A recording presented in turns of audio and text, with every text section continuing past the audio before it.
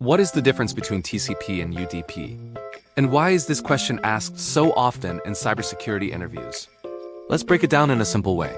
First, the full forms. TCP stands for Transmission Control Protocol. UDP stands for User Datagram Protocol.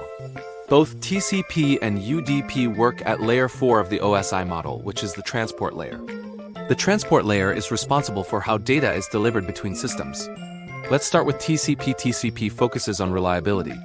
Before sending data, TCP first establishes a connection. It makes sure data arrives completely in the correct order and without errors. If something is missing, TCP resends the data.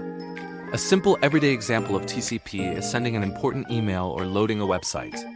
You want all the data to arrive correctly, even if it takes a little longer. That's why protocols like HTTPS, FTP, and SSH use TCP. Now let's talk about UDP. UDP focuses on speed. It does not establish a connection before sending data. UDP does not check if data arrives or arrives in order. If some data is lost, it is not resent.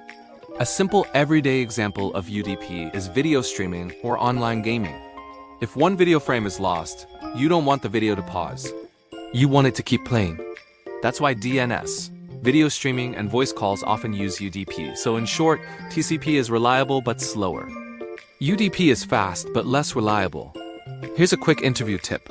If accuracy matters, choose TCP. If speed matters more than perfection, choose UDP. Quick question for you. Which one do you think is more important for video calls, speed, or reliability? Understanding the difference between TCP and UDP helps security professionals analyze network traffic, investigate incidents, and understand attack behavior.